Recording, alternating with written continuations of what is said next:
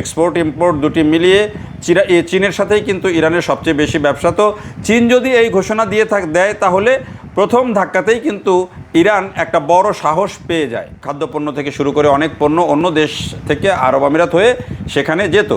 তো এই জায়গাতে একটা বড় ঘাটতি মোকাবেলা করতে হবে ইরানকে।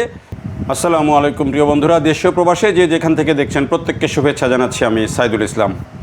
ইরান এবং মার্কিন যুক্তরাষ্ট্রের মধ্যে যে উত্তেজনা, সেই উত্তেজনা শেষ পর্যন্ত মার্কিন যুক্তরাষ্ট্রের এখন যে সর্বশেষ অস্ত্র অর্থাৎ নিউক্লিয়ার পারমাণবিক বোমা বাদ দিলে আর যেই অস্ত্রটি মার্কিন যুক্তরাষ্ট্র সবশেষ ব্যবহার করতে পারত সেই অস্ত্রটি এখন ব্যবহার করছে এবং ইরানের উপরে সর্বাত্মক যে অবরোধ যেটিকে বলা হয় সেই অবরোধ তারা অর্থনৈতিক অবরোধ আরোপ করেছে এবং বিশ্বের 60টি দেশ প্রতিষ্ঠান ব্যবসায়ী তাদেরকে নিষেধাজ্ঞা দিয়েছে যেন তারা ইরানের সাথে কোনো রকম ব্যবসায়িক সম্পর্ক না রাখে, কোনো রকম লেনদেন না করে।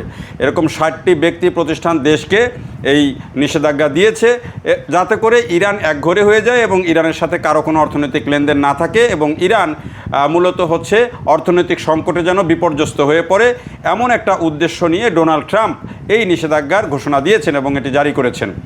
এখন এই নিষেধাজ্ঞা জারি করার ফলে ইরান কি আসলে শেষ পর্যন্ত সবচেয়ে বড় বিপদের মধ্যে পড়তে যাচ্ছে? এই কথাটা এখন বেশি আলোচনা হচ্ছে যে আসলে ইরান সবচেয়ে বড় বিপদে পড়তে যাচ্ছে কিনা। কারণ ইরান গত 6 মাস ধরে মার্কিন যুক্তরাষ্ট্র এবং ইসরায়েলের সামরিক হামলা যেভাবে ঠেকিয়েছে এবং বিশ্বব্যাপী কূটনৈতিকভাবে তারা যেভাবে একটা সাফল্য অর্জন করেছে, সেই সাফল্য এবং সামরিক যেই আগ্রাসন সেটির বিরুদ্ধে তাদের যে অবস্থান, তাতে বোঝা যায় যে মার্কিন যুক্তরাষ্ট্র সামরিক হস্তক্ষেপ করে সেখানে রেজিম চেঞ্জ করতে ব্যর্থ হয়েছে এবং কূটনীতিতেও তারা কিন্তু সফল হতে পারে নাই। কারণ পাকিস্তানকে সেট করেছিল এটিতে একটা রেজাল্ট আনার জন্য, সেটা হয় নাই। শেষ পর্যন্ত নানা রকম প্রক্রিয়া করা হচ্ছে ডিপ্লোম্যাটিক ওয়েতে, কিন্তু সেটিও কোনো ফলাফল দিচ্ছে না। এখন শেষ পর্যন্ত তাদের যে শেষ অস্ত্র, এই যে অর্থনৈতিক অবরোধ, সেটি আরোপ করা হয়েছে এবং এই ইরানকে একঘরে করে ফেলার একটা পরিকল্পনা হাতে নেওয়া হয়েছে। এই যে একঘরে করে নেওয়া অর্থাৎ যে এখন তারা ঘোষণায় বলেছে যেসব দেশ ইরানের সাথে অর্থনৈতিক সম্পর্ক রাখবে, বাণিজ্যিক সম্পর্ক রাখবে, সেই সব দেশের উপরে নিষেধাজ্ঞা জারি করবে মার্কিন যুক্তরাষ্ট্র এবং তাদের সাথে কোনো লেনদেন মার্কিন যুক্তরাষ্ট্র করবে না।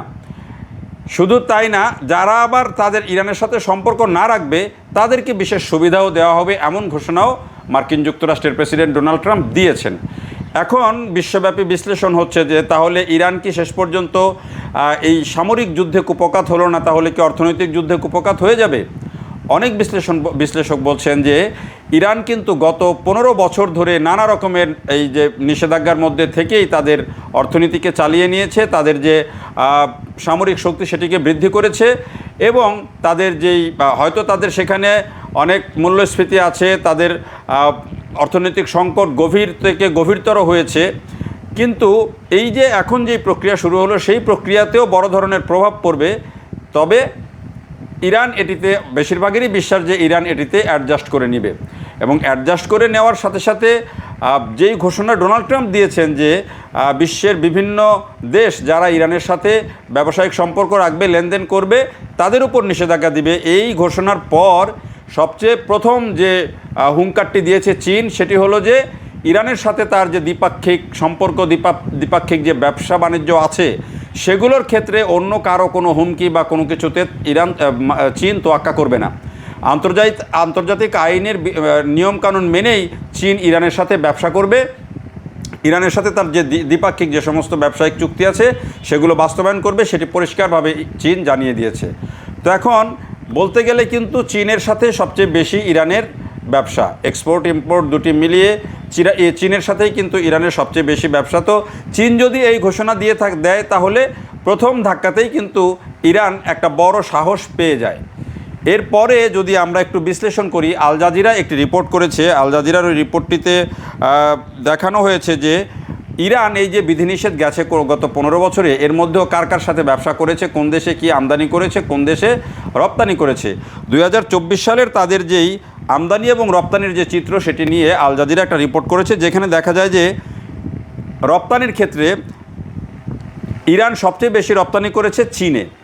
ইরান 2024 সালে এত কিছুর মধ্যেও কিন্তু $56 বিলিয়ন রপ্তানি করেছে বিভিন্ন পণ্য, তার মধ্যে চীনেই রপ্তানি করেছে 14.88 বিলিয়ন ডলার।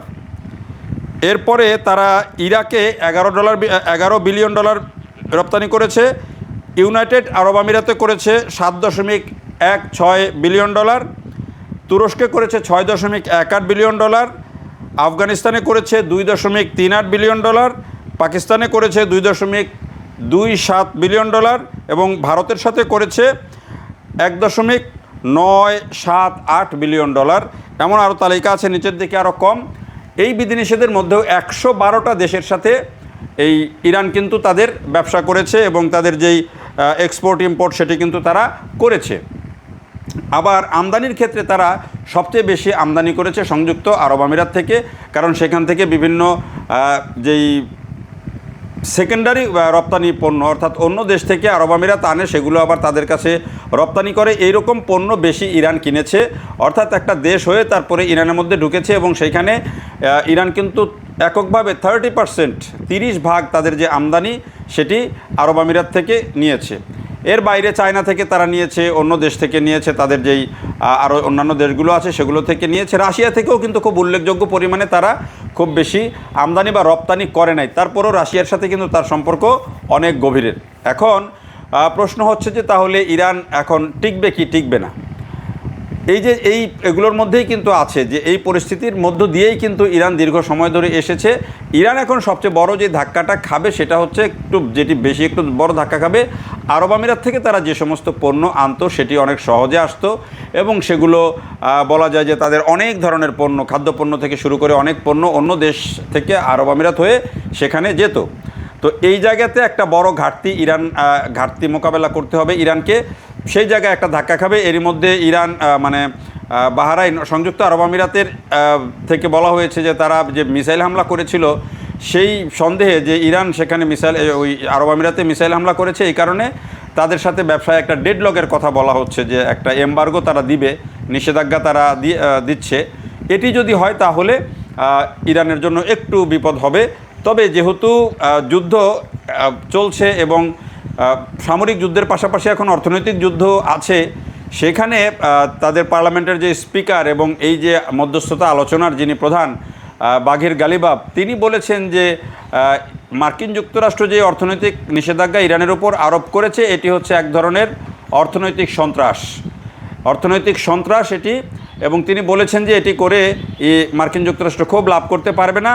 মার্কিন যুক্তরাষ্ট্র অন্য দেশকে যে সুবিধা দিবে এই ইরানের সাথে সম্পর্ক না রাখলে সেই সুবিধা দেওয়ার মতো অর্থনৈতিক অবস্থানেও মার্কিন যুক্তরাষ্ট্র নেই, এটি তারা বলছেন এবং বলছেন যে এটি শেষ পর্যন্ত তাদের এই প্রত্যাশা ব্যর্থ হবে।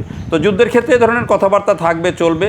তারপরেও এখন কিন্তু এটিই সবচেয়ে আলোচনার বিষয় যে আসলে ইরানের এখন তাহলে কি হবে এবং কি হবে সেটি আগামী দিনগুলোতেই বোঝা যাবে। তবে আমার কাছে কেন জানি মনে হয় যে এখানে চীন রাশিয়া তাদের একটা যেই সাপ্লাই লাইন সেটি বোধহয় ঠিক রাখবে, তাদের সেই সক্ষমতা আছে এবং তাদের সেই শক্তি সাহসও আছে এবং ইরানের সাথে তাদের সেই সম্পর্কও আছে। এখন মধ্যপ্রাচ্যের দেশগুলো বা তার প্রতিবেশী দেশগুলো কী ধরনের সহযোগিতা করে কিংবা তাদের কাছ থেকে সরে যায় কি না সেটি হচ্ছে সবচেয়ে বড় দেখার বিষয়।